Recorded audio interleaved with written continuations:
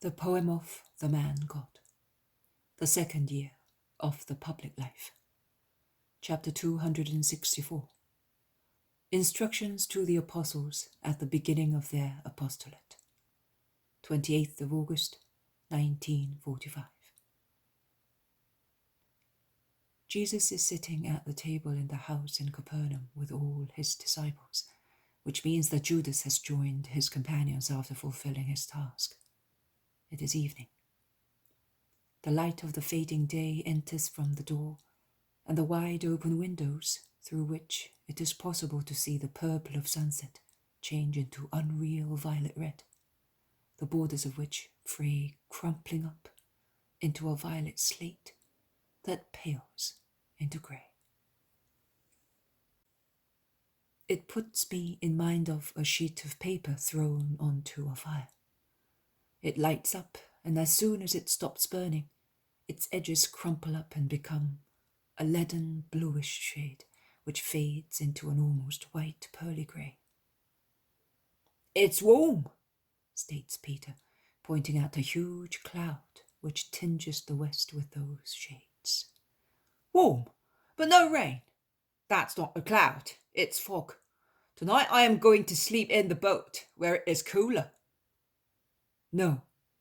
Tonight we are going to the olive groves. I must speak to you. Judas is now back. It is time for me to speak to you. I know an airy spot where we shall be comfortable.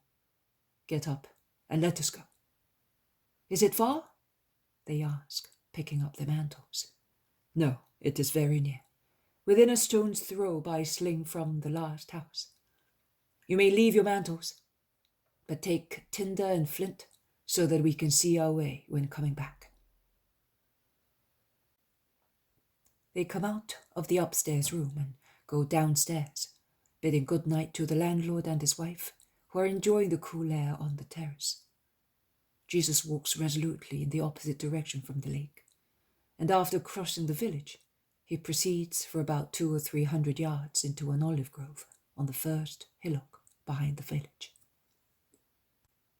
He stops on a projection of earth that, because of its position free from obstacles, enjoys all the air possible in that sultry night.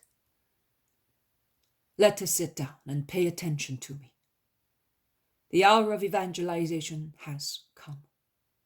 I am about halfway through my public life, preparing hearts for my kingdom. It is now time that my apostles also take part in the preparation of this kingdom. That is what kings do when they decide to conquer a kingdom. First, they make investigations and approach people to find out their reaction and win them to the plan they are pursuing. Later, they enlarge their preparatory work by means of reliable messengers sent to the country to be conquered. And they send more and more of them until all the geographical and moral details of the whole country are known. After that, the king completes his work by proclaiming himself king of that country and being crowned as such. And much blood is shed to achieve that, because victories always cost blood." "We're ready to fight for you and shed our blood," promised the apostles by one consent.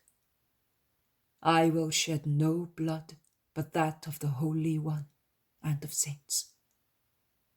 "Do you wish to begin your conquest starting from the temple, storming it at the hour of the sacrifice?" "Let us not stray, my friends. You will be informed of the future in due course, but do not shudder with horror. I assure you that I will not upset the ceremonies by means of a violent eruption. And yet, they will be upset, and there will be one evening when terror will prevent the ritual prayer, the terror of sinners.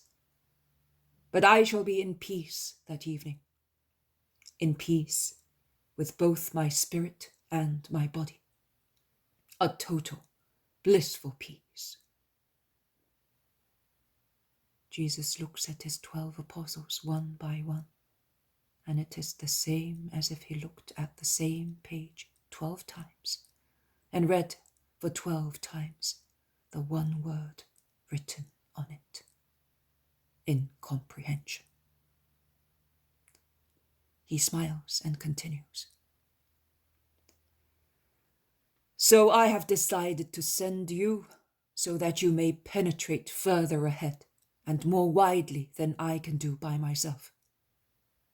But for prudential reasons, I will ensure that there is a difference between your way of evangelizing and mine, because I do not want to put you in two difficult situations, which could be too seriously dangerous for your souls and bodies, and also because I do not wish to jeopardize my own work.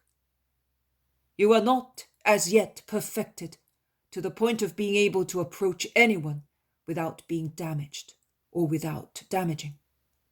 And least of all, are you heroic to the extent of defying the world on behalf of the idea, facing the revenge of the world. So, when you go about preaching me, do not go among Gentiles and do not enter the towns of Samaritans, but go to the lost sheep of the house of Israel. There is so much to be done amongst them, because I solemnly tell you that the crowds that you think are so numerous around me are the 100th part of those who are still waiting for the Messiah in Israel, and they do not know him, neither do they know that he is living amongst them. Take to them faith in me and the knowledge of me. On your way, preach, saying, the kingdom of heaven is near. Let that be your basic announcement, supporting all your preaching.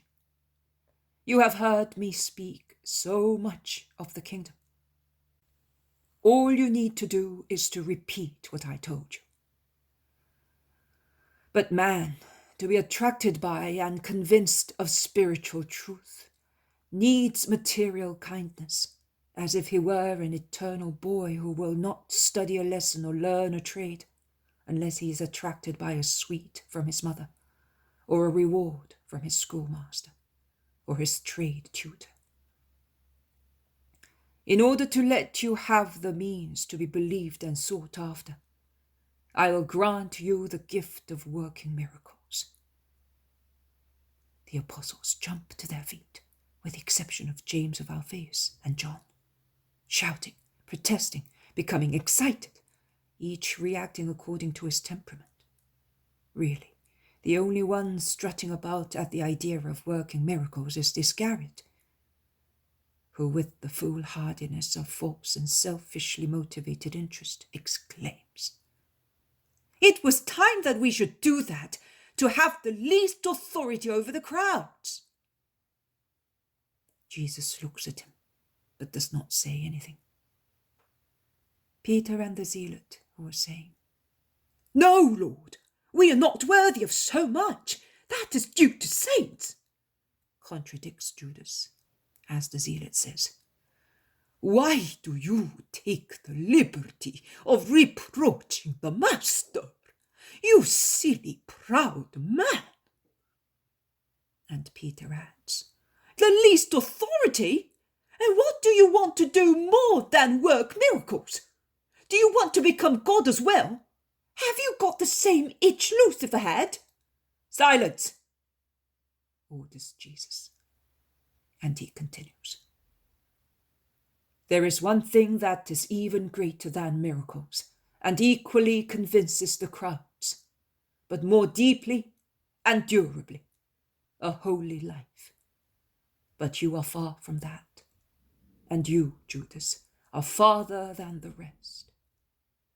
But let me speak, because my instruction is a long one. Go, therefore, curing sick people, cleansing lepers, raising bodies and spirits from the dead, because bodies and spirits can be sick, leprous, dead as well.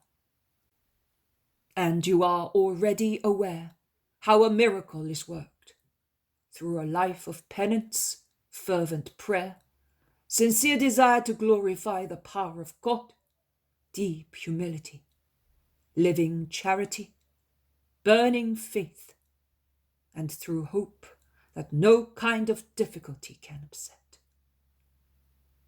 I solemnly tell you that everything is possible to those who have such virtues.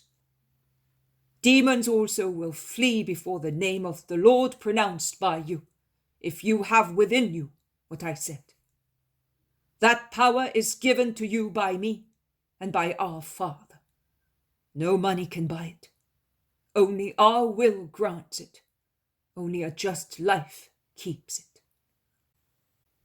As it is given to you gratuitously, so gratuitously give it to others, to the needy. Woe betide you if you depreciate the gift of God by using it to fatten your purse. It is not your power, it is the power of God. Make use of it, but do not take possession of it, saying, "It is mine." As it is given to you, so it can be taken away from you. Simon of Jonah, a little while ago, said to Judas of Simon, "Have you got the same itch as Lucifer had?" He gave a correct definition. To say, "I do what God does because I am like God," is to imitate Lucifer. And his punishment is well known. Equally known is what happened to the two progenitors who in the earthly paradise ate the forbidden fruit through instigation of the envious one who wanted to imprison more unhappy souls in his hell, besides the rebellious angels already there, but also through their own itch of perfect pride. The only fruit you are allowed to take from what you do are the souls whom you will conquer for the Lord by means of the miracle, and who are to be given to the Lord. That is your money, nothing else. You will enjoy your treasure in the next life. Go without riches. Do not take with you gold or silver or money in your purses, or travelling bag with 2 or more tunics or spare shoes, or pilgrim's staff or weapons. Because for the time being, your apostolic visits will be short ones, and every Sabbath eve we shall meet, and you will be able to change your sweated garments without having to take spare ones with you. No staff is required, because it is more pleasant to walk without. And what is useful on hills and plains is different from what is useful in deserts and on high mountains. No weapon is needed. Weapons are useful to men who do not know what is holy poverty or divine forgiveness. You have no treasures to protect and defend from robbers. The only robber you must fear is Satan, and he is defeated by perseverance and prayer, not by swords and daggers. Forgive those who offend you. If anyone should rob you of your mantle, give him also your tunic.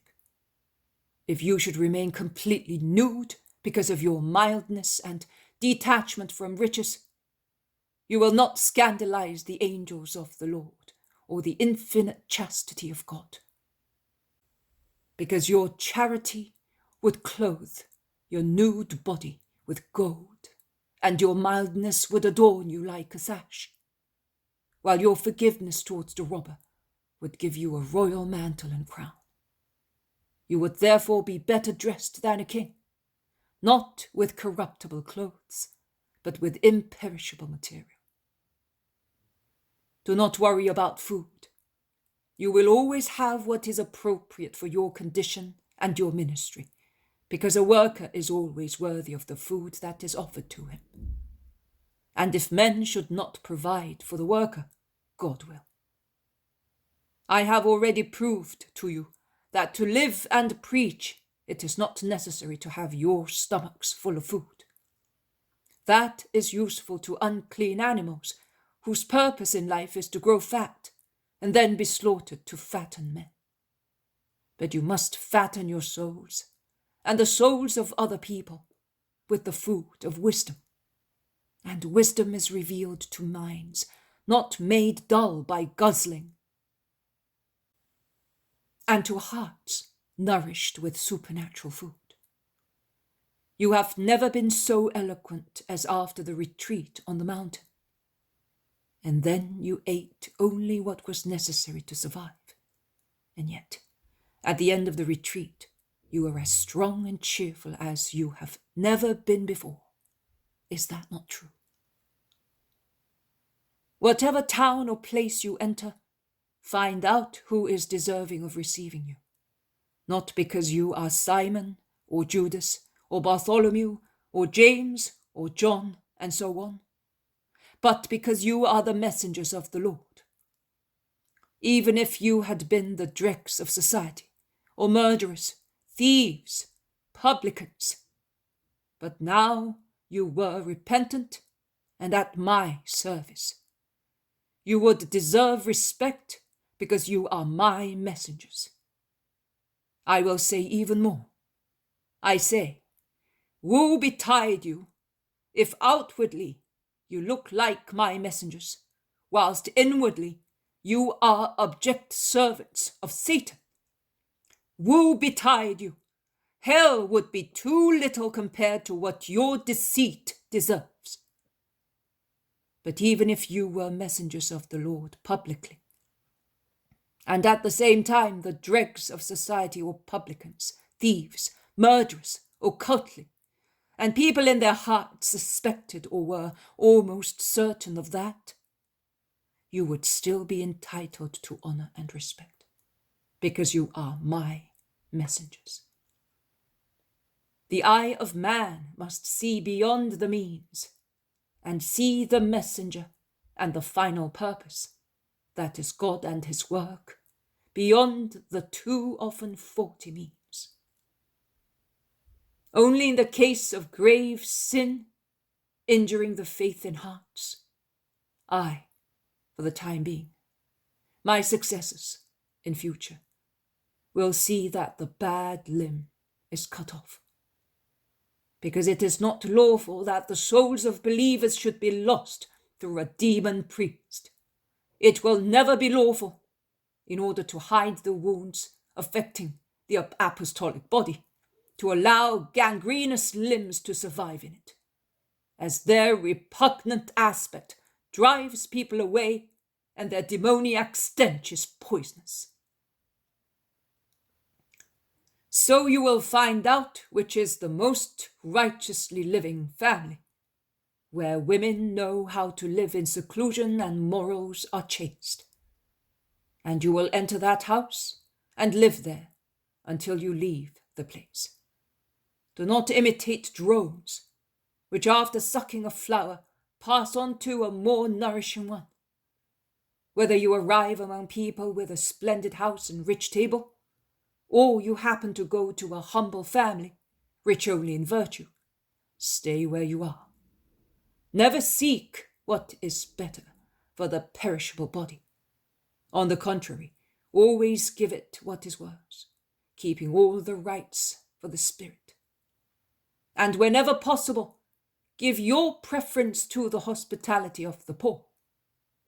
I tell you, because it is better to do so. Do so in order not to mortify them, and in memory of me, as I am and will remain poor, and I boast of being poor. And also because very often the poor are better than the rich. You will always find poor people who are just, but only rarely you will find a rich man without any fault. You have no excuse in saying, I found goodness only amongst the rich, in order to justify your keen desire for welfare. When entering a house, greet its inhabitants with my salutation, which is the kindest there is. Say, peace be with you. Let peace be in this house, or let peace come to this house. In fact, as messengers of Jesus and of the gospel, you take peace with you, and your going to one place is to make peace come to it. If the house is worthy of it, peace will come and remain in it. If it is not worthy of it, your peace will come back to you. So, mind to be peaceful yourselves, in order to have God as your Father. A father always helps, and with the help of God, you will do everything and everything well. It may be, nay, it will certainly happen, that a town or house will not receive you, or will not listen to your words, but will drive you away or ridicule you, or will chase you, throwing stones at you, as boring prophets. In such cases, you must be more than ever peaceful, humble, and mild, having acquired such virtues as a habit of life. Otherwise, you will be overwhelmed by anger, and you will commit sin, scandalizing and increasing the incredulity of those you wish to convert. If instead you peacefully accept the insult of being driven away, derided, chased, you will convert people by means of the most beautiful sermon, the silent sermon of true virtue. One day you will find on your way the enemies of today, and they will say to you, "We have been looking for you because your behavior has convinced us of the truth that you announce. Please forgive us and accept us as your disciples, because we did not know who you were, but now we know that you are saints. And if you are saints, you must be the messengers of a saint, and we now believe in him. But when leaving the town or the house where you were not received, shake the dust off your sandals, so that pride and harshness of that place may not stick even to your souls. I solemnly tell you, on doomsday, Sodom and Gomorrah will be dealt with less severely."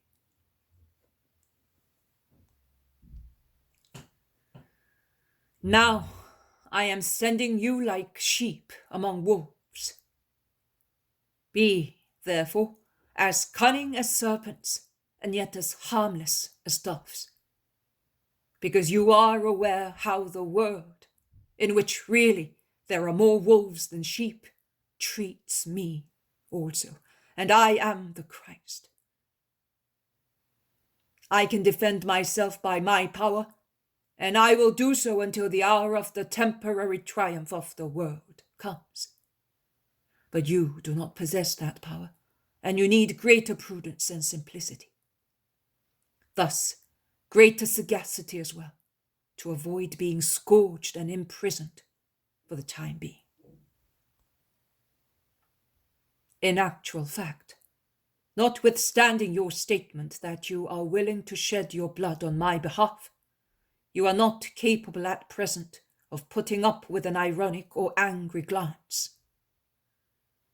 But the time will come when you will be as strong as heroes against persecutions, even stronger than heroes and your heroism, which the world cannot conceive or explain, will be called madness. No, it will not be madness. It will be the identification, through love, of man with the man God. And you will be able to do what I have already done. To understand this heroism, it will be necessary to see it, study it, and judge it from a heavenly level. Because it is something supernatural that is beyond all the limitations of human nature. Kings, the kings of the Spirit, will be my heroes, forever kings and heroes. In those days, they will arrest you, laying hands on you. They will drag you before law courts, garrison commanders and kings, to judge and condemn you for the great sin in the eyes of the world, of being servants of God, the ministers and guardians of good, the masters of virtue. And for that same reason, you will be scourged and punished in many ways and even killed. And you will give testimony of me to kings, garrison commanders, nations, confessing with your blood that you love Christ, the true Son of the true God. When you are in their hands, do not worry about what you have to reply and what you have to say. Do not grieve then for anybody, but for the judge and accusers, led astray by Satan to the extent of becoming blind to the truth. You will be given the words to be spoken at the time. Your Father will put them on your lips, because it is not you who will be speaking to convert people to your faith and profess the truth, but it will be the Spirit of the Father who will speak in you. Brother will then betray brother to death, and the father his child, and children will rise against their parents and have them put to death. Do not be shocked or scandalized. Tell me, according to you, is it greater crime to kill a father, a son, a brother, or God himself? God cannot be killed, replies sharply Judas Iscariot. That is true. He is an invincible spirit, confirms Bartholomew, and the others, although they do not speak, are all of the same opinion. I am God, and I am flesh, says Jesus calmly. No one is thinking of killing you, retorts the Iscariot. Please, reply to my question. Of course it is a graver crime to kill God. Well, God will be killed by man, in the flesh of the man God, and in the soul of the murderers of the man God. So, as they will go so far as committing that crime, without the murderers being horrified at it, so the crimes of fathers, brothers, and children, against children, brothers, and fathers, will be committed. You will be hated by all men on account of my name, but he who stands firm until the end will be saved. And when they persecute you in one town, take refuge in the next one, not out of cowardice, but to give time to the newborn church of Christ to reach the age, not of a weak, incapable, unweaned child, but an older age in which it will be able to face life and death without being afraid of death. Let those flee who are advised by the Spirit to flee, as I fled when a child. Truly, all the vicissitudes of my earthly life will be repeated in my church, all of them. From the mystery of its formation to the humbleness of the early times, to the perturbation and snares brought about by cruel people, to the necessity of fleeing to continue to live, from poverty and unremitting work, to many more events that I am living now, that I will suffer later, before reaching my eternal triumph. On the other hand, let those remain who are advised by the Spirit to remain, because even if they are killed, they will live and be useful to the church. Because what the Spirit of God advises is always good. I solemnly tell you that you and your successors will not have covered all the roads and all the towns in Israel before the Son of Man comes. Because on account of its dreadful sin, Israel will be scattered like chaff by a whirlwind, and will be spread all over the earth, and centuries and millennia will go by before it is gathered again on the threshing floor of Araunah the Jebusite. Every time Israel will try to gather together before the predetermined hour, it will be caught once again in the whirlwind and scattered, because Israel will have to weep for its sin for as many centuries as the drops of blood that will flow from the veins of the Lamb of God sacrificed for the sins of the world. And my church, which will be struck by Israel in me, and in my apostles and disciples, will have to open its motherly arms and endeavor to gather Israel under its mantle, as a brooding hen does with its stray chickens. When the whole of Israel will be under the mantle of the Church of Christ, then I will come. But that applies to the future. Let us talk of the present. Remember that the disciple is not superior to his teacher, nor the slave to his master. It is enough for the disciple to be like his teacher, which is already an undeserved honor, and for a slave to be like his master, and it is supernatural bounty to grant you that. If they have called the landlord Beelzebub, what will they not say of the household? And will the slaves be able to rebel if the landlord does not rebel, does not hate or curse, but calm in his justice he continues to work, postponing judgment to another moment when he sees them obstinate and evil, after he has tried everything to persuade them? No. The slaves will not be able to do what the master does not do, but they can imitate him, considering that they are sinners, whereas he is without sin. So be not afraid of those who will call you demons. The truth will be known one day, and then it will be clear who was the demon, whether it was you or they. There is nothing hidden that is not to be revealed, and nothing secret that is not to be known. What I now say to you in the dark and secretly, because the world is not worthy of knowing all the words of the word, it is not yet worthy of that, and it is not yet time to tell also those who are unworthy.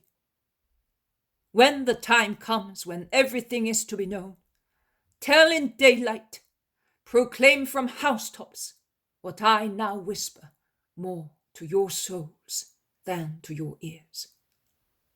Because the world then will have been baptized in blood, and there will be such a banner against Satan that the world, if it wishes so, will be able to understand the secrets of God, while Satan will not be able to injure anyone but those who wish to be bitten by him and prefer his bite to my kiss. But most of the world will not wish to understand. Only a minority will be willing to know everything in order to follow all my doctrine. It does not matter, as it is not possible to separate that minority from the unjust mass. Preach my doctrine as well from housetops. Preach it from mountaintops, on the boundless seas, in the bowels of the earth. Even if men will not listen to it, birds and winds, fish and waves will pick up the divine words, and the bowels of the earth will keep their echo to repeat it to underground springs, minerals and metals, and they will all rejoice over them, because they have been created by God as well, to be a stool for my feet and joy to my heart. Do not be afraid of those who kill the body but cannot kill the soul. Fear him, rather, who can lose your soul and unite it on doomsday to your body raised from death, to throw both into the fire of hell. Be not afraid. Are 2 sparrows not sold for a penny? And yet, if your Father does not allow it, not one of them will fall to the ground, notwithstanding all the snares of man. So be not afraid. The Father knows you. Every hair on your head is known to him. And you are worth more than many sparrows. And I tell you that if anyone acknowledges me in the presence of men, I will acknowledge him in the presence of my Father who is in heaven.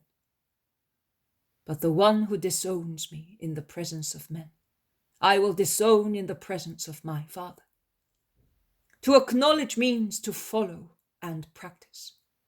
To disown means to abandon my way out of cowardice, or trouble, concupiscence, or petty calculation, or attachment to a relative who opposes me, because that will happen. Do not suppose that I have come to bring peace to the earth and for the earth. My peace is above the selfish peace treaties for every day's wangle. It is not peace I have come to bring, but a sword, a sharp sword to cut the lianas detaining people in mud and open the way to supernatural flights. I have come to set a man against his father, a daughter against her mother, a daughter-in-law against her mother-in-law, because I am he who reigns and has every right on his subjects, because no one is greater than I am with regard to rights on affections, because all love is centralized in me and becomes thus sublime. I am father, mother, husband, brother, friend, and I love you as such, and as such I am to be loved. And when I say I want, no tie can resist, and that soul is mine. I created it with the Father. I save it by myself, so I am entitled to have it. The real enemies of man are men, besides demons. And the enemies of the new man, of the Christian, will be his relatives at home, with their complaints, their threats, or their entreaties. But from now on, he who prefers his father and mother to me is not worthy of me. He who prefers his son or daughter to me is not worthy of me. He who does not take his cross daily, complex as it is, made of resignation, renunciation, obedience, heroism, sorrow, illness, mourning, made of anything that reveals the will of God or a test for man, and does not follow with it in my footsteps, is not worthy of me. Anyone who appraises earthly life more than the spiritual one will lose true life. Anyone who loses his earthly life for my sake will find an eternal, blissful one. Anyone who receives you receives me. He who receives me receives him who sent me. Anyone who receives a prophet as a prophet will receive a reward proportionate to the charity offered to the prophet. He who receives a just man because he is just will receive a prize proportionate to the just man. The reason is that he who acknowledges a prophet as such must be a prophet himself, that is, very holy, because he is held in the arms of the Spirit of God. And who will acknowledge a just man as such proves that he is just as well, because like souls know one another. Thus, each will be given a reward according to justice. And he who has given a glass of pure water to one of my servants, even if he were the least one, and are servants of Jesus, all those who preach him through their holy lives, and may be kings or beggars, wise men or people who know nothing, old people and babies, because all ages and all classes can be my disciples. He who has given a disciple of mine even a glass of water in my name, and because he is my disciple, I solemnly tell you that he will not go without a reward. I have finished. Now let us pray and go home. You will leave at dawn as follows. Simon of Jonah with John, Simon Zealot with Judas Iscariot, Andrew with Matthew, James of Alphaeus with Thomas, Philip with James of Zebedee, my brother Judas with Bartholomew. That is for this week. I will let you have new instructions later. Let us pray. And they pray in loud voices.